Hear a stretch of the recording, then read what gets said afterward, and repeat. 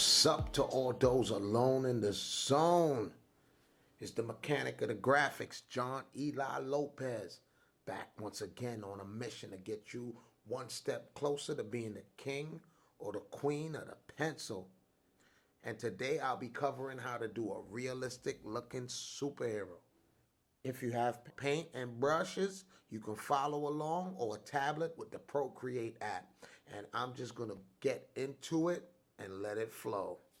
All right, as I begin, I lay out my character and I get my action line centered where I want it to go. I'm doing a profile of my character and I have just a hint of where I'm gonna have the buildings, right? So I have a profile of my hero, and he'll be looking out to the city below, right? And that's the vision I had in my head. This is not taken from any. The only reference material I'm using here is a profile of a person, and I looked at some examples of his suit, but this overall image was something I just had in my head, and this is one of the, you know, good ways to get your ideas out. You know, you could still use reference materials, but, you know, you'll do the layout.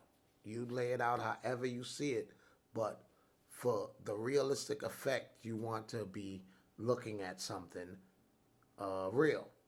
Right? So as I'm laying down the foundation for, you know, I want him more in the warm spectrum and the cool is in the background. So I layered him in the red and the background is the blue, but, you know, I'm just building up his face here.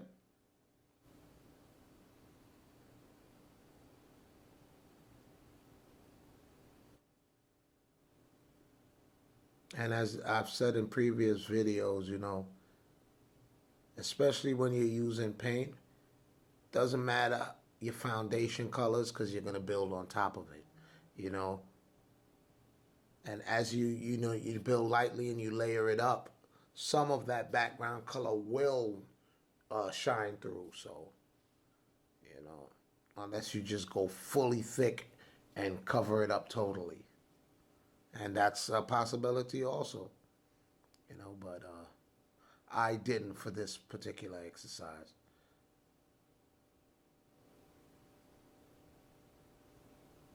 And I'm using a hard brush with paint on the tablet, right? So just to give you an idea, you know, if you're following along.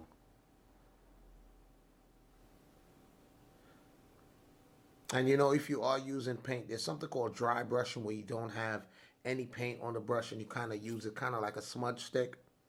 So for certain areas on his suit here and on the face, I'm smudging, you know.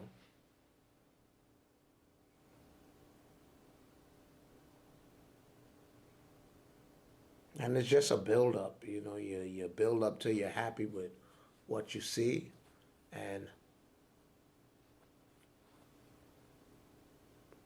you know, as I worked the face, I didn't bring it to the end. I went back and started working on the suit.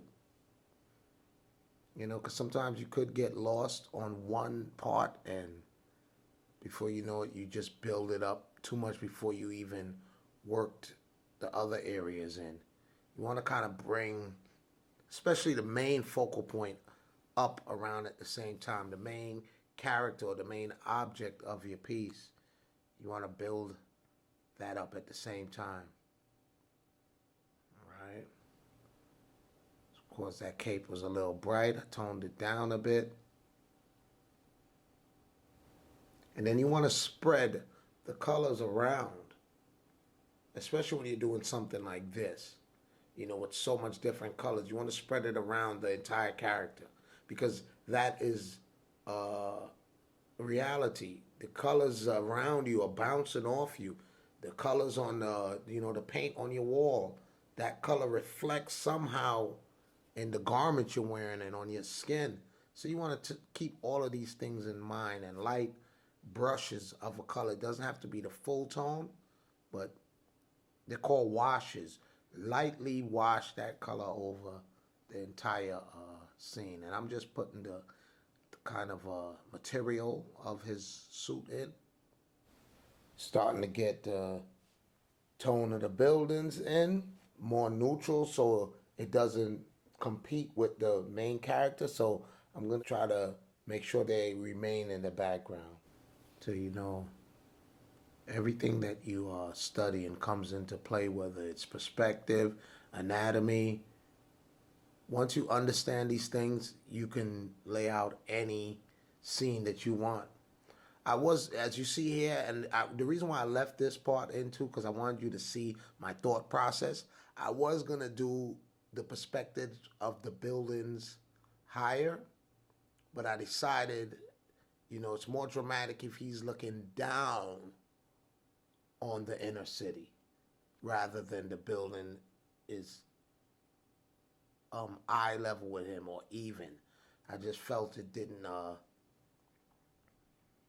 wasn't as powerful as if he's looking down, because after all, he is a superhero that can fly. So it just says more with him towering over the inner city, because that was the concept in my head. Was this is a superhero that you do not see in urban areas, really, So I wanted to play that contrast. And I mapped out where I want the windows in. I followed it to the vanishing point. Just breaking those windows up. And this is effect that I did on the tablet. My plan was to blur the background a bit. And that can be achieved with washes too. And washes is light paint that you just wash over the entire thing that you want to be blurred, or you don't want it to have as much of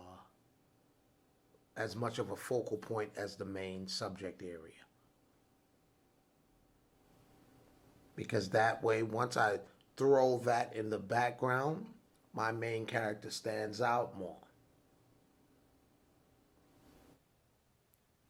Get my final touches in here. Yeah, and there you have it, folks. We are done.